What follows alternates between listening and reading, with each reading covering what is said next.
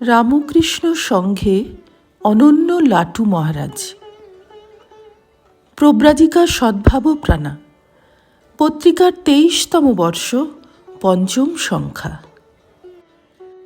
শ্রী রামকৃষ্ণ লীলায় শক্তিরূপিণী শ্রীমা সারদা দেবীর যেমন বিশিষ্ট ভূমিকা, তেমনি তাৎপর্যপূর্ণ অন্তরঙ্গ পার্ষদবৃন্দের সক্রিয় অংশগ্রহণ। অন্তরঙ্গ পার্ষদদের অন্যতম লাটু মহারাজ স্বামী অদ্ভুতানন্দ, যিনি শ্রী রামকৃষ্ণের এক অদ্ভুত সৃষ্টি।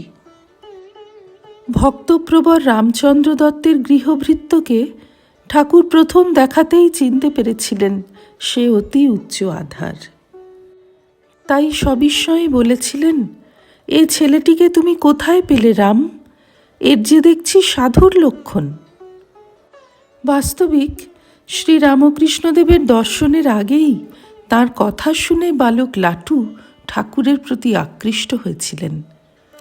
প্রথম দর্শনের পর থেকেই দক্ষিণেশ্বরে তাঁর সান্নিধ্যে থাকার জন্য লাটুর অন্তরে একান্ত ইচ্ছা জাগে।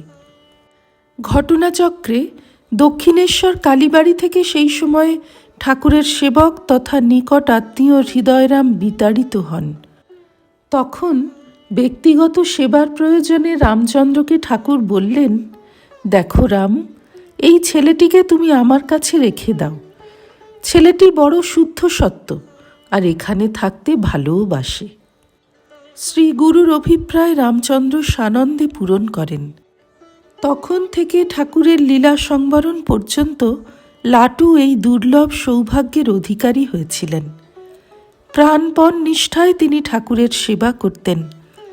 ঠাকুরও তাঁকে পুত্রবৎ স্নেহ করতেন।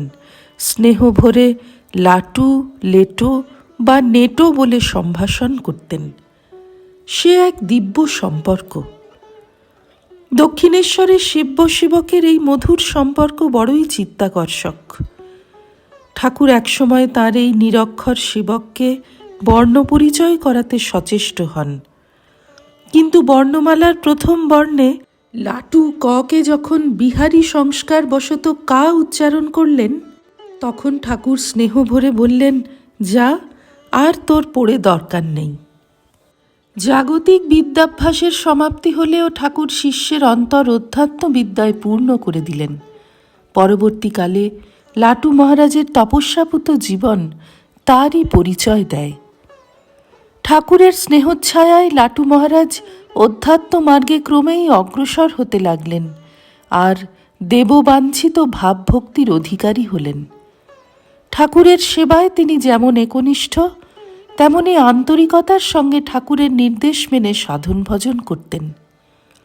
তিনি যেন দাস্যভক্তির অনুপম দৃষ্টান্ত।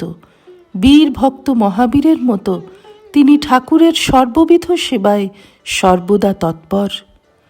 ঠাকুরের লীলা সংবরণের প্রাক্কালে অন্তিম রোগশয্যায় তিনি অক্লান্তভাবে ঠাকুরের সেবা করেছেন। ঠাকুরের দেহত্যাগের পর লাটু মহারাজ আরও গভীরভাবে সাধন ভজনে মগ্ন হন। কিছুদিন তিনি শ্রী শ্রী মায়ের সঙ্গে বৃন্দাবন ধামে তপস্যা করেন। তাঁর বৈরাগ্যপ্রবণ মন সব সময় ভগবৎ চিন্তায় তন্ময় হয়ে থাকত। পরবর্তীকালে বরানগর মঠে দেখা যায় তাঁর তপস্যাময় জীবন। শ্রী শ্রী ঠাকুর লাটু মহারাজকে সাধন প্রসঙ্গে বলেছিলেন, জাগে যোগে জেগে থাকবি, ঘুমের কালে তাঁকে ডাকবি, কাজের মাঝে তাঁকে ধরবি, হরদম তাঁর সেবায় লাগবি। এই নির্দেশটি লাটু মহারাজ আজীবন অক্ষরে অক্ষরে পালন করেছিলেন। শ্রী রামকৃষ্ণার্পণমস্তু।